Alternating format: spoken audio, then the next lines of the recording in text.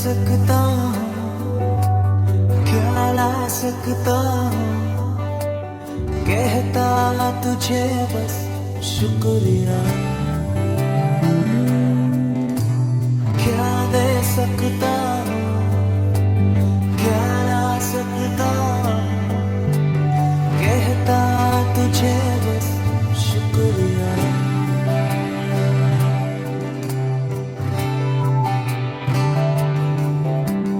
तुझ में ही मेरी सुबह, तुझ में ही हर शाम, तुझसे ही करता शुरू हर कोई काम। तुझ में ही मेरी सुबह, तुझ में ही हर शाम, तुझसे ही करता शुरू हर कोई काम। शुक्रिया करता हूँ मैं लेके तेरा नाम, आदर और धन्यवाद आज तेरे नाम। शुक्रिया, शुक्रिया, शुक्रिया तेरा, शुक्रिया, शुक्रिया,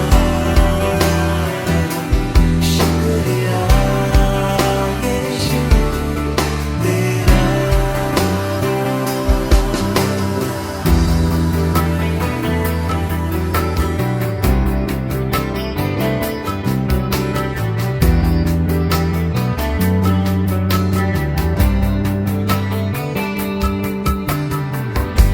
सारी दुनिया तेरी है, सब कुछ तूने रचाया है। सारी दुनिया तेरी है, सब कुछ तूने रचाया है। मुझको भी तूने बनाया है, तेरे जैसा किया है। क्या दे सकता हूँ, क्या ला सकता हूँ, कहता तुझे बस शुक्रिया। वो क्या दे सकता हूँ, क्या ला सकता हूँ, कहता तुझे बस शुक्रिया। शुक्रिया, शुक्रिया तेरा, शुक्रिया, शुक्रिया, शुक्रिया यीशु तेरा।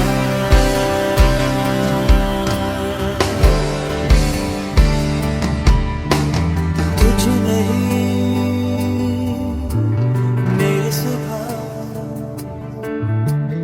तुझ में ही मेरी हर शाम, तुझ में ही मेरी सुबह, तुझ में ही मेरी हर शाम। शुक्रिया, शुक्रिया, शुक्रिया तेरा, शुक्रिया, शुक्रिया, शुक्रिया यीशु तेरा।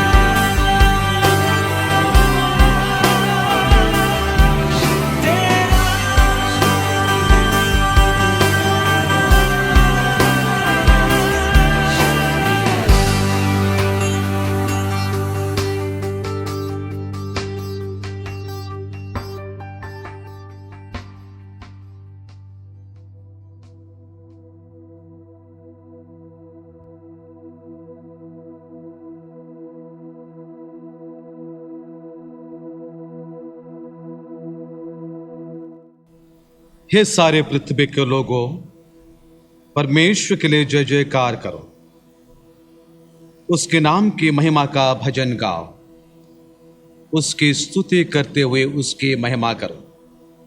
परमेश्वर से कहो, तेरे काम क्या ही भयानक है, तेरे महासामर्थ्य कारण तेरे शत्रु तेरे चापलूसी करेंगे। सारे पृथ्वी के लोग तुझे दंडवत करेंगे और तेरा भजन गाएंगे, वे तेरे नाम का भजन गाएंगे। परमेश्वर के महिमा हो। परमेश्वर में ये सुंदर समय दिया परमेश्वर के निकट होने के लिए, इसलिए मैं परमेश्वर को धन्यवाद देता हूं। आइए हम अपनी आंखें बंद करें, हम परमेश्वर के निकट जाए और उससे हम प्रार्थना करेंगे।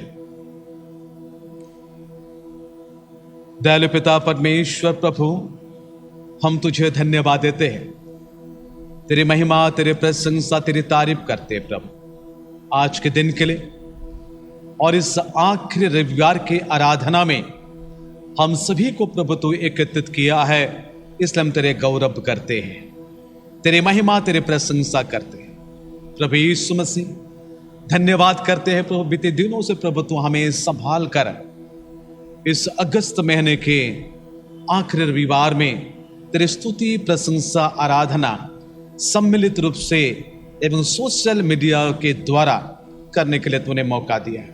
विश्व में प्रार्थना करता हूं, तेरे लोगों को तू बहुत ऐसे आशीष दे और तू अनुग्रह कर, उनके परिवार के समेत प्रभु यीशु मसीह स्तुति आराधना करते हुए तेरे आशीर्वाद को पाने के लिए तू सहायता कर। हम प्रार्थना करते हैं प्रभु यीशु में समय हमारे परिवार के लोग जो बाहर में रहते हैं प्रभु, पढ़ते लिखते हैं, नौकरी बिजनेस करते हैं, उन सभी को भी तू आशीष दे जो आज के आराधना में शामिल हुए हैं। धन्यवाद देते हैं प्रभु तमाम बातों के लिए जो तू हमें जीवित रखा है प्रभु, ताकि प्रभु यीशु मसीह हम तेरे महिमा, तेरे प्रशंसा करेंगे। प्रभु यीशु मसीह हम प्रार्थना करते हैं उन तमाम भाई और बहनों के लिए, उन अन्य जाति भाई और बहनों के लिए जो इस समय इस चैनल में जुड़े हुए हैं, हर एक को तू आशीर्वाद कर। और अन्य कलीसिया के भाई और बहन भी जो इस समय देख रहे हैं, सुन रहे हैं, हमारे आराधना में शामिल हुए हैं, उनको उनके परिवार के समेत प्रभु तू आशीष देना। आज की आराधना की शुरू से लेकर अंत तक की सारी सेवाओं को प्रभु तेरे हाथ में समर्पण करते हुए प्रार्थना यीशु मसीह के नाम से मांगता हूं, आमीन। परमेश्वर की महिमा हो।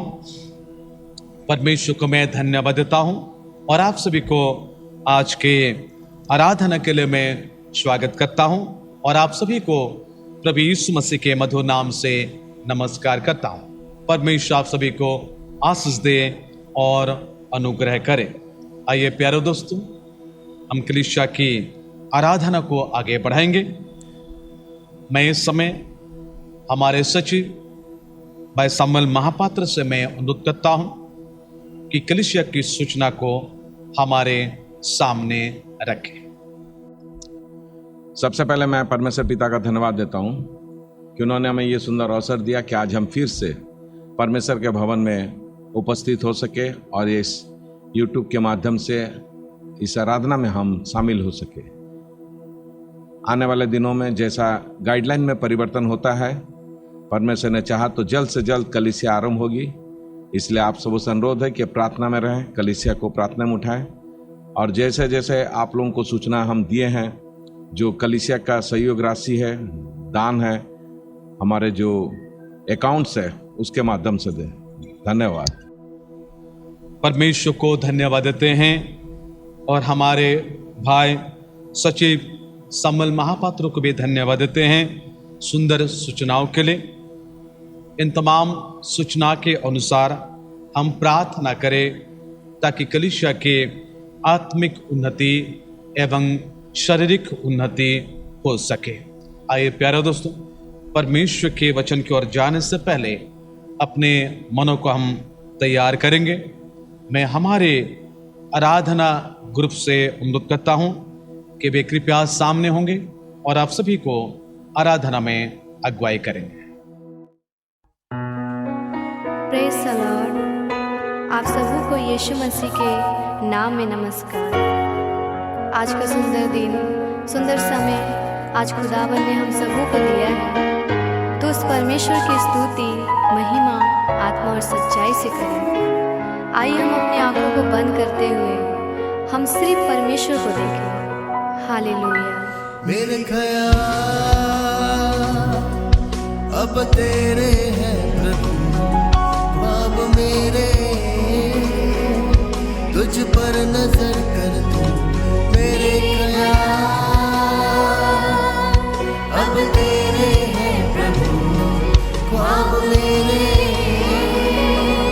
तुझ पर नजर कर दूं। ख्वाहिश मेरी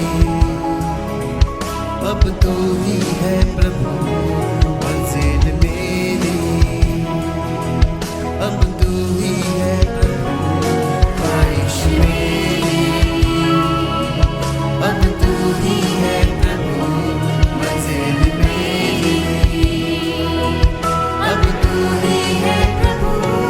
कैसे करूं बयां तेरा प्यार, मिलते नहीं अल्फाज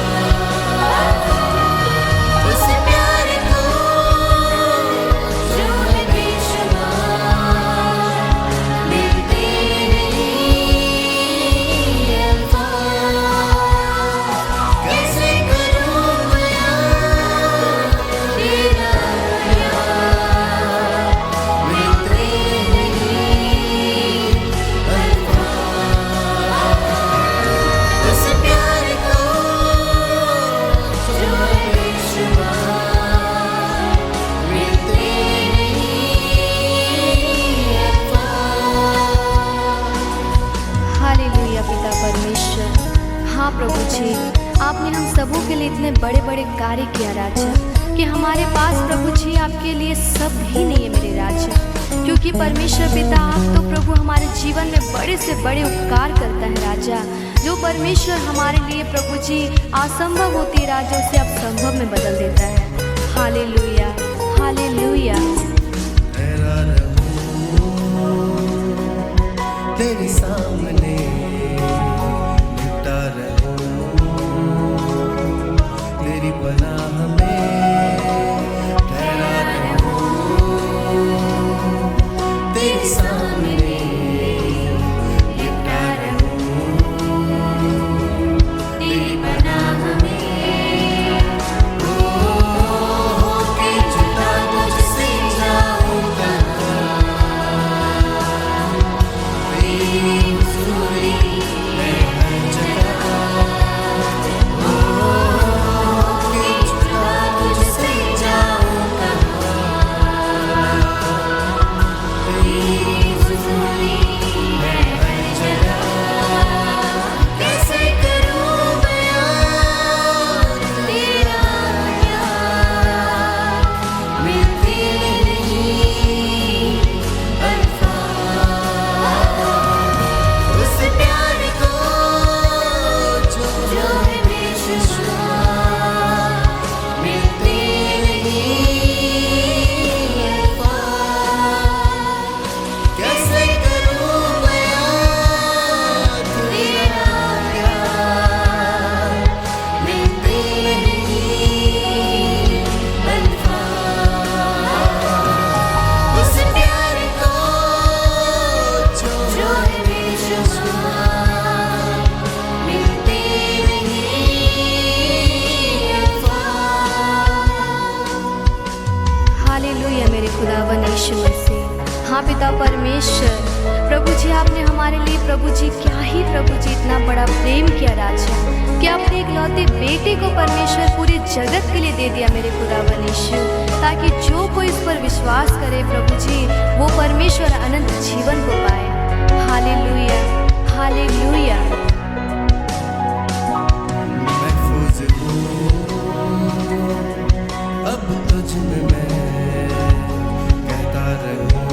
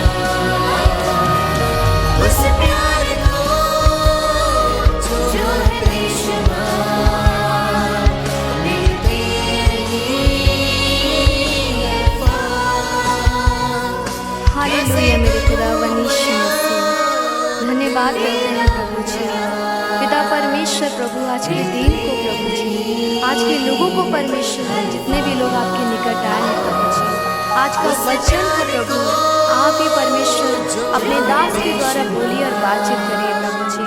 आज के इस पवित्र वचन के लिए हम आपका धन्यवाद करते हैं प्रभु। हालेलुया, हालेलुया मेरे खुदावन यीशु मसीह।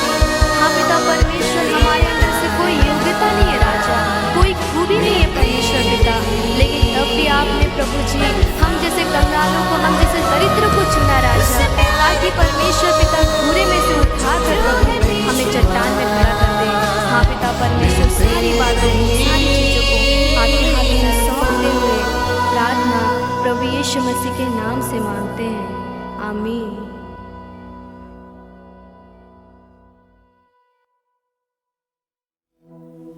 परमेश्वर को मैं धन्यवाद देता हूं और हमारे आराधना ग्रुप के जवानों को भी मैं धन्यवाद देता हूं। सुंदर आराधना के द्वारा आप सभी को परमेश्वर के वचन के लिए प्रस्तुत किए।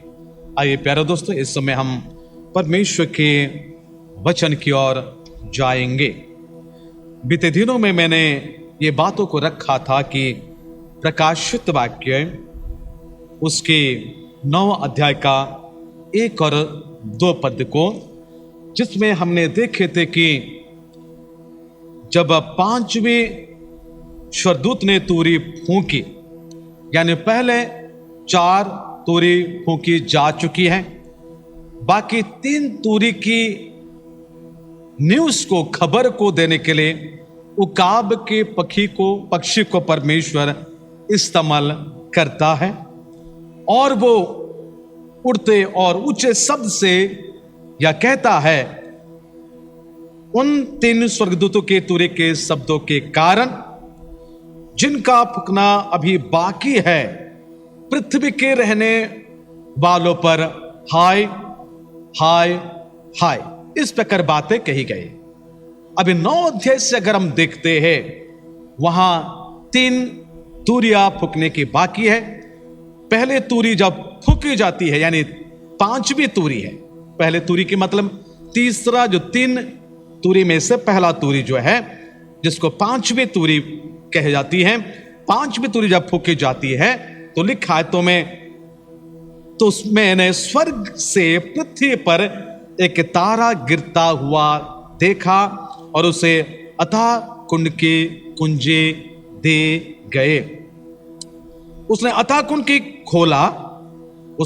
कुंड को खोला और कुंड में से बड़ी भट्टी का सा धुआं उठा और कुंड के धुएं से सूर्य और वायु अंधकार हो गए।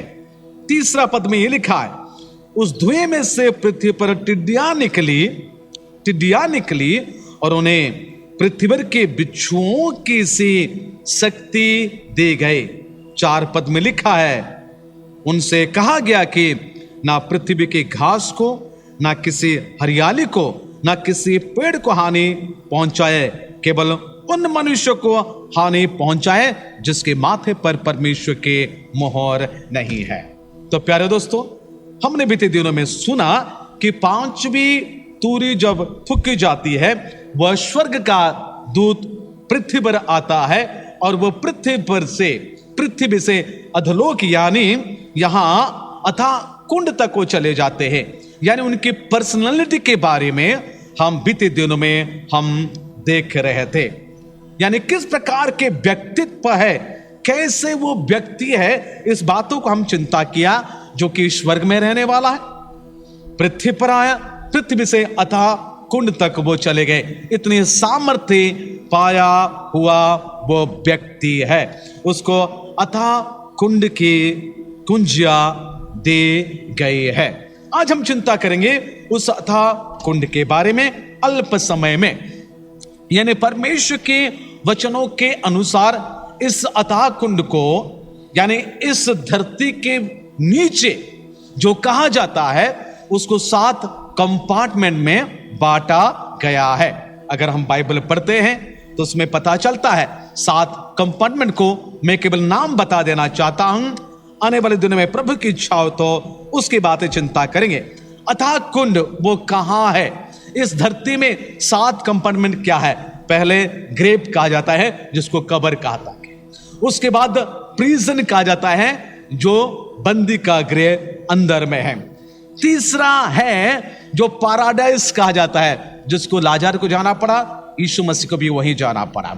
चौथा है हेल, जिसको हेडस भी कहते हैं, नरक कहा जाता है। पांचवा है एक बहुत बड़ा खाई है, गड्ढा है, ग्रेट गल्फ कहा जाता है, जो धनी युवक और लाजर की स्टोरी को आप जानते हैं। छठा है जो है ये अथाह कुंड की बातें, छठा है। और 7वीं बातें है जो लेक ऑफ फायर कहा जाता है। लेक ऑफ फायर इस प्रकार 7 भागों में बांटा गया है। अभी ये स्वर्गदूत को अथाह कुंड की चाबी दी जाती है और वो उसको खोलने वाला है। पवित्र शास्त्र बाइबल में ये अथाह कुंड में कौन थे, किसके लिए जगह रखा गया है, किस विषय के लिए रखा गया है? दूसरा पतरस जब पढ़ते हैं हमें एक बड़ी सुंदर बातें लिखी जाती है। दूसरा पतरस उसके 2 अध्याय की, दूसरा पतरस उसकी 2 अध्याय की 4 पद में यह लिखा है, क्योंकि जब परमेश्वर ने उन स्वर्गदूतों को जिन्होंने पाप किया नहीं छोड़ा, पर नरक में भेजकर अंधेरे कुंड में डाल दिया, ताकि न्याय के दिन तक बंदी रहे। न्याय के दिन तक वे बंदी रहे, लेकिन बात यह उनको खोल दिया जा रहा है। जो स्वर्गदूत को नीचे गिराया है, जो स्वर्ग में था, पृथ्वी पर आया, पृथ्वी से वो अथाह कुंड को जाता है। इस अथाह कुंड में ये लोगों को, यानी इस अनार्य काम करने वालों को वहां रखा था, न्याय के दिन तक बंदी में रहने के लिए रखा गया था, लेकिन 5 महीने के लिए उसको बाहर निकल लाया जाएगा। यानी उस दूत को इतनी ताकत दिया गया है, जिसको परमेश्वर न्याय के दिन तक बंदी करके रखा है, उसको वो निकल कर लेकर आएंगे। तो अभी चिंता कीजिएगा, ये बंदी में रहने वाले, ये बंदी में रहने वाले जो दुष्ट आत्मा सब है, जिसको हम यहां स्वर्गदूत भी कहा जा रहा है, क्योंकि वह परमेश्वर ने उन स्वर्गदूतों को जिन्होंने दुष्ट आत्मा के कार्य किया, उसको वहां रखा गया है। ये स्वर्गदूत को, जो लूसीफर नामक स्वर्गदूत को, वो चाबी दी गई है ताकि अथाह कुंड से उसको निकल कर ले आए। तो अगर उनको ले आते हैं तो प्यारे दोस्तों क्या दशा होगा? यानी वो एक डीप जगह है, बटमलेस पिट कहा जाता है, और वहां से उसको निकल कर ले आएंगे। तो वे किस अवस्था में वहां रह रहे थे? यानी अथाह कुंड से ये बड़े डिस्टर्बेंस में थे, बड़ी कष्टदायक जीवन वहां है, बड़े कष्ट से रह रहे हैं, बड़ी विशृंखला से रह रहे हैं। उस विशृंखलित लोगों को, इस विशृंखलित दूतों को अगर वहां से निकलकर इस धरा पृष्ठ में अगर ले आएंगे तो ये धरा पृष्ठ क्या होगा? सोच लीजिएगा कि परमेश्वर के लोग, जब हम परमेश्वर के वचन को पढ़ते हैं, ये स्वर्गदूत को चाबी दिया गया है ताकि वहां से उनको लेकर आ जाए। जब ये वहां से लेकर आ जाएंगे, जब ये इस धरा पृष्ठ में आ जाएंगे, वे क्या होते हैं? यहां बाइबल में लिखा है क्या होगा? वे आने के द्वारा उस अथाह कुंड खोला, यानी 2 पद में, 9 का 2 पद में, और कुंड में से बड़ी भट्टी का सा धुआं उठा। यही है, यही स्वर्गदूत हैं जिनको गिराया गया था। वे जब निकल कर आते हैं तो क्या होता है? धुआं सा उठा, और कुंड के धुएं से सूर्य और वायु अंधकारमय हो गया। तो ये बड़ी चिंता की बातें हैं। जब वे निकल कर आते हैं तो यहां धुएं से सूर्य और वायु अंधकारमय हो जाते हैं। उसका मतलब क्या है? उसके मतलब यह है, कलीसिया को अभी समझना है, मसीह विश्वासियों को समझना है, जो दुष्टात्मा को बंदी करके रखा गया था, उस दुष्टात्मा अगर निकलते हैं तो कलीसिया में मसीह विश्वासियों में झूठे भविष्यत वक्ता होंगे, गलत सुसमाचार को दिया जाएगा, गंदी बातों को फैलाया जाएगा, लोगों झूठी बातों को कहेंगे, आपके कान की खुजली को मिटाने के बातें कहेंगे, कहीं आशीर्वादों की बातें कहेंगे, कहीं प्रतिज्ञा के बातों को कहेंगे और सुसमाचार की ज्योति को वे अंधकार कर देंगे ताकि लोग सुसमाचार को ग्रहण नहीं कर पाएंगे। यानी अंधविश्वास की बातें बढ़ता जाएंगे। वे जिस प्रकार डिस्टर्बेंस से जीवन को बिता रहे थे उस अथाह कुंड में, वहां से उनको निकल देने के बाद वे जिस प्रकार के कैरेक्टर थे उसी कैरेक्टर लेकर इस संसार में आएंगे जिस संसार में लोग हैं। जिस संसार में लोग हैं उस संसार में लेकर आएंगे और वे क्या करेंगे? 3 और 4 पद में कुछ बातें लिखा हुआ है। लिखा, उस धुएं में से पृथ्वी पर टिड्डियां निकली और उन्हें पृथ्वी के बिच्छुओं की शक्ति दी गई। उनसे कहा गया कि ना पृथ्वी की घास को, ना किसी हरियाली को, ना किसी पेड़ को हानि पहुंचाए, केवल उन मनुष्य को हानि पहुंचाए जिनके माथे पर परमेश्वर की मोहर नहीं है। तो अब चिंता की बातें हैं। उस धुएं में से टिड्डियां निकलेगी। इसका मतलब क्या है? ये दुष्टात्मा वहां से निकलेंगे। ये दुष्टात्मा एक टिड्डिए के हिसाब से आएंगे। ये टिड्डिए के हिसाब से आएंगे। ये जो टिड्डिया कोई जागतिक टिड्डिया नहीं है या कीड़े के टिड्डिया नहीं है। ये दुष्ट आत्मा के लोगों के बारे में कहा जा रहा है। ये शैतान के काम करने वालों को कहा जा रहा है। ये संसार में फैल कर आएंगे इतनी मात्रा से। हम जानते हैं कि इजरायलियों को लोग मिस्र से आने से पहले मिस्रियों को परमेश्वर टिड्डियां भेजा था। किस प्रकार उनकी फसल को नष्ट कर दिया गया था। लेकिन यह टिड्डियों को कहा जाता है कि फसल को हानि नहीं करने का है, पेड़ पौधों को हानि नहीं करने का है। किसको हानि करना है? मानव जाति को, यानी इंसान को हानि करना है। कौन से इंसान को है? जिसके माथे पर परमेश्वर के मोहर नहीं लगा है, उसको हानि पहुंचाने के लिए कहा जाता है। तो अभी चिंता कीजिएगा, मैं बीते दिनों से भी ये कह रहा था, ये टिड्डियां निकलेंगे। ये टिड्डियां कोई जानवर या पक्षी का टिड्डिया नहीं है जो बीते सालों में राजस्थान में आ गए थे या कहीं राष्ट्र को, कहीं राज्य में फसल को खराब कर दिए थे। ये टिड्डियां 5 महीने के लिए ही आएंगे। 5 महीने के मतलब है, शास्त्रज्ञ लोग ये बताते हैं टिड्डिया का उम्र करीबन 5 महीने तक का नाश करने के लिए होते हैं उनके लाइफ। और विशेष करके मई महीने से लेकर सितंबर तक लोग कहते हैं और ऑथर्स ये स्वीकार करते हैं मई महीने से लेकर सितंबर महीने तक। अगर आप इतिहास को देखेंगे बीते साल के, तो राजस्थान में जो टिड्डियां आई है वो मई महीने से शुरू आकर के हमें न्यूज पता चल रहा है। कहने का ये अर्थ है कि ठीक के प्रकाशित वाक्य 9 अध्याय का 5 पद में ही ये बातें लिखी है कि 5 महीने तक लोगों को वे लोग सताएंगे, मानव जाति को सताएंगे पर मारेंगे नहीं। ये बड़ी महत्वपूर्ण बातें लिखा गया है।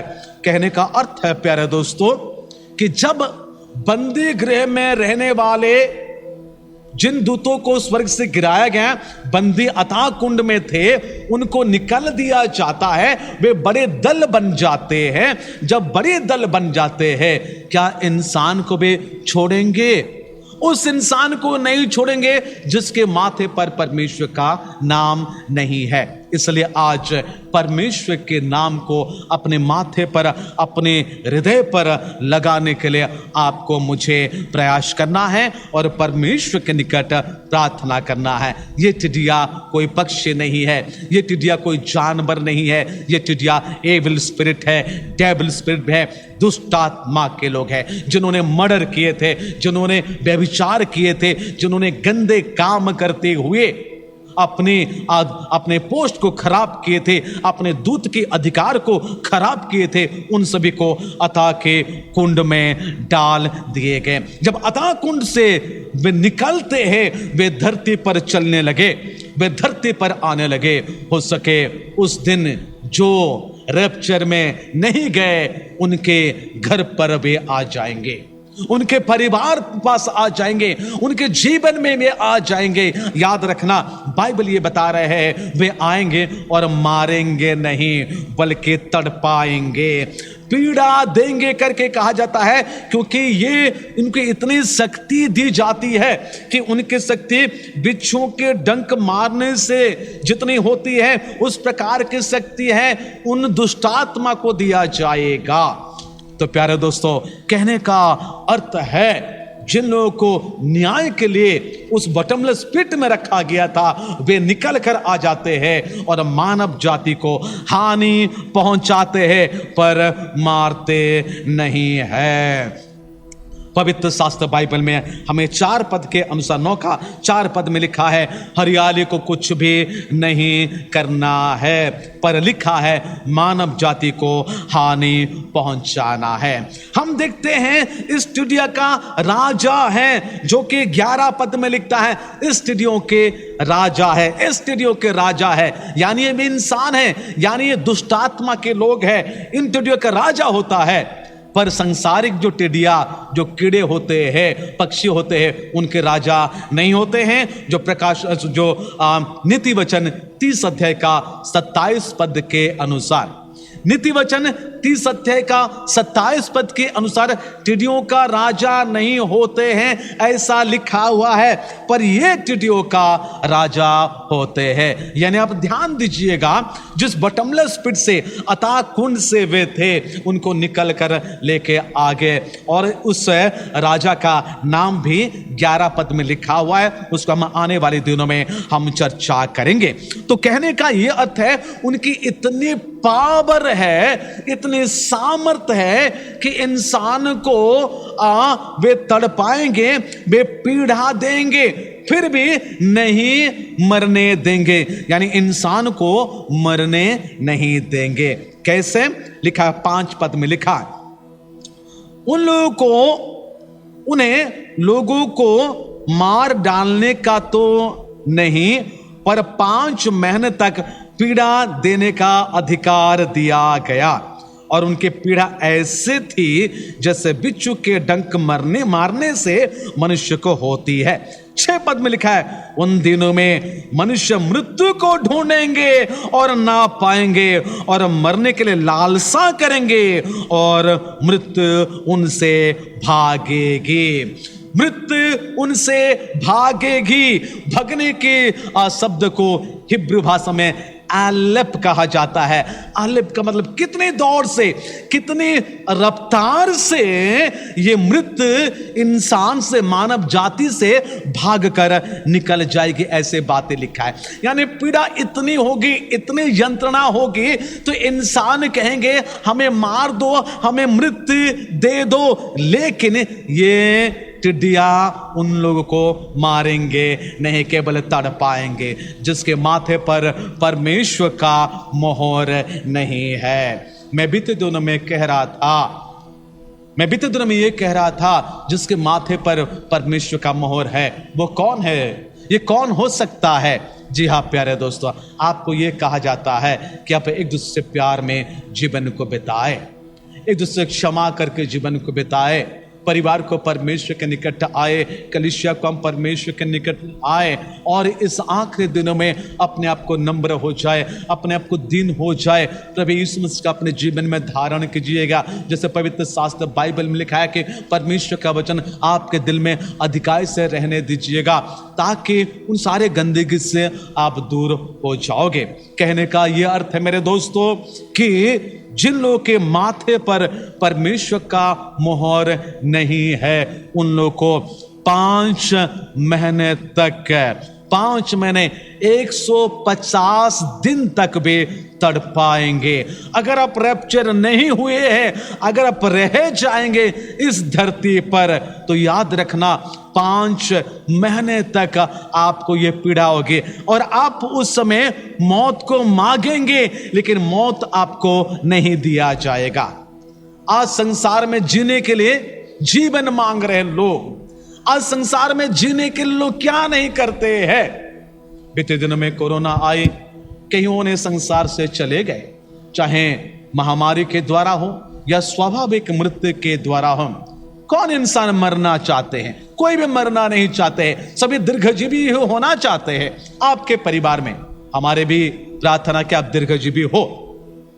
लेकिन प्यारे दोस्तों, समय आएगा कि लोग मौत को मांगेंगे। यहां बाइबल में लिखा है ये लोग मौत को मांग रहे हैं, फिर भी मौत उनको नहीं मिलेगा। लिखा है उन दिनों में मनुष्य मृत्यु को ढूंढेंगे। मृत्यु को ढूंढेंगे कैसे? क्या जहर खाएंगे? मरेंगे नहीं। क्या 5 तला बिल्डिंग से नीचे कूदेंगे? आप गिरोगे भी नहीं। शायद ऐसे उड़कर रह जाएंगे। सुसाइड करने के लिए जाएंगे? नहीं होगा। आज कहीं लोग इस प्रकार की चिंताधारा में हैं। जीवन को बचाने के लिए हम बहुत कुछ करते हैं, लेकिन उस दिन लोग मृत्यु को मांगेंगे। मृत्यु ये लोग को मिलेगा नहीं। अगर आप जहर खाएंगे फिर भी नहीं मरेंगे। अगर आप कोई छुरी लेकर अपने आप को हत्या करने के लिए जाएंगे फिर भी कटेगा नहीं, ब्लड ही निकलेगा नहीं। आपको केवल तड़पा कर 5 महीने तक रखा जाएगा। क्या हम संभाल पाएंगे? मसीह विश्वासियों को यह कहा जाता है जिसके माथे पर परमेश्वर का मोहर है वही बच पाएगा। जिसके माथे पर परमेश्वर का मोहर नहीं है तो वो कभी बच नहीं पाएगा। यानी उनके टारगेट है। ये टिड्डियां इतनी बुद्धिमान है, इतनी ज्ञानीवान है। दुष्टात्मा को तो बुद्धि है। ये वे मनुष्य के ऊपर वे टारगेट करेंगे और उन मनुष्य के ऊपर टारगेट करेंगे जिनके माथे पर परमेश्वर का कोई नाम निशाना नहीं है। चाहे अब कितने सालों का क्रिश्चियन हो क्यों ना जाए। आज संसार में जीने के लिए दीर्घायु मांगते हैं हम, लेकिन प्यारे दोस्तों, हमारे दीर्घायु में अगर परमेश्वर का मोहर नहीं है, अगर हम उद्धार नहीं पाए हैं, तो प्यारे दोस्तों, बाइबल के अनुसार वे हमें 5 महीने तक हमें तड़पाएंगे। हमारे मृत्यु चाहेंगे भी तो हमें मृत्यु नहीं मिलेंगे। लिखा है मनुष्य मृत्यु को ढूंढेंगे ना पाएंगे, मरने के लालसा करेंगे, मृत्यु उनसे भाग जाएगी।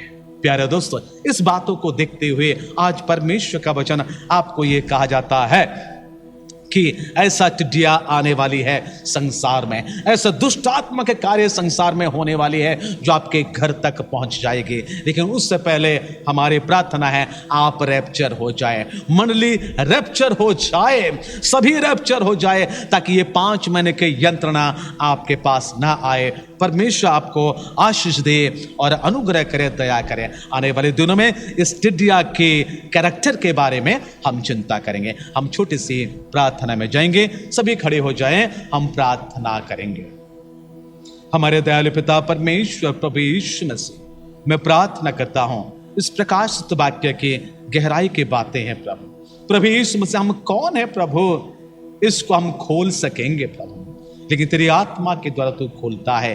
तेरे लोगों को तू बता दे प्रभु कि आने वाले दिनों में यही होने पर है जो हजारों साल पहले यूहन्ना के द्वारा प्रभु तूने ये बातों को प्रकाश किया था। आज ये बातें लोगों को प्रभु खोल खोल कर बताया जा रहा है, ताकि लोग सतर्क हो जाए कि ऐसा दिन भी आने वाली है। प्रभु यीशु मसीह, छोटी सी कोरोना के द्वारा प्रभु लोग परेशान हो गए प्रभु। अगर अथाह कुंड से अगर ये टिड्डियां निकलेगी, ये टिड्डियां तो केवल जानवर नहीं, ये टिड्डियां जानवर नहीं, ये दुष्ट आत्मा है, ये झूठे भविष्यद्वक्ता है। वे वो लोग हैं जो नर हत्या किए हुए दूत है, गंदगी करने वाले दूत है। वे संसार में आकर इस धरा पृष्ठ में लोगों के बीच में चलेंगे, परिवार के भीतर घुसेंगे और परिवार को तड़पाएंगे। 5 महीने तक, 150 दिन तक तड़पाएंगे, फिर भी लोगों को मारेंगे नहीं। हे प्रभु यीशु मसीह, उससे तू हमें बचा ले प्रभु। उससे पहले हम आसमान में, मध्य आकाश में चले जाएंगे, हमारे रैप्चर हो जाए। हमारे यही प्रार्थना है। तेरे लोगों को प्रभु सदा सर्वदा प्रभु तेरे उपस्थिति में जीवन को व्यतीत करने के लिए तो सहायता करना, ताकि प्रभु यीशु मसीह जो कुछ भी प्रभु यहाँ प्रकोप के बारे में लिखा हुआ है, ये प्रकोप प्रभु तेरे लोगों के ऊपर नहीं आएगी। सर्वशक्तिमान पिता, पुत्र, पवित्र आत्मा परमेश्वर कलीसिया के पूरे परिवार को तेरे हाथ में सौंपता हूं। वे दिन प्रतिदिन तैयार होके रहे प्रभु। जब तू बुलाएगा प्रभु, वे जाने के लिए तैयार हो जाए। हमारे पाप अपराधों को तू क्षमा करना प्रभु। हमारे अंधकार की शक्ति से हमें तो छुटकारा देना प्रभु। अंधविश्वास से आज भी कई परिवार में अंधविश्वास के राज है प्रभु, उसमें से प्रभु तू छुटकारा देना। हमारे गर्व अहंकार से प्रभु तो हमें बचाना। हमारे जवानों को, हमारे बुजुर्ग माता पिता को तू आशीष देना। हम प्रार्थना करते हैं तमाम परिवार के लिए जो शोक में डूबे हुए हैं, हर एक को प्रभु तू सांत्वना देना प्रभु। 8वें महीने के आखिरी आराधना में तो हमें शामिल कराया है, हम तुझे धन्यवाद करते हैं। 9वें महीने में प्रवेश करने से पहले हम अपने जीवन को तैयार करें, हम अपने जीवन को प्रस्तुत करें, क्योंकि प्रकाशित वाक्य 9वें अध्याय में हमें ये सारी बातें कही जाती है। इसलिए प्रभु यीशु मसीह 9वें महीने में प्रवेश करने से पहले हमारे जीवन सदा सर्वदा तेरे सम्मुख हो जाए। पुनर्बार प्रभु यीशु मसीह तेरे लोगों को, कलीसिया के पूरे संस्था को, हमारे कमेटी भाइयों को, महिला समिति को, युवक समिति को, संडे स्कूल बच्चे कमेटी, हमारे कॉयर ग्रुप को, हर एक बातों को प्रभु तेरे हाथ में समर्पण करते हुए प्रार्थना यीशु मसीह के नाम से मांगते हैं, आमीन। हम सब मिलकर एक ईश्वर में प्रभु की प्रार्थना करेंगे। हे हमारे पिता, तू जो स्वर्ग में है, तेरा नाम पवित्र माना जाए, तेरा राज्य आवे, तेरी इच्छा जैसे स्वर्ग में पूरी होती है वैसे ही पृथ्वी पर भी हो। हमारे दिन भर के रोटी आज हमें दे, और जिस प्रकार हमने अपना अपराधी को क्षमा किए हैं वैसे तू भी हमारे अपराधों को क्षमा कर। हमें परीक्षा में ना ला, परंतु बुराई से बचा, क्योंकि राज्य, पराक्रम, महिमा सदा तेरी ही है, आमीन।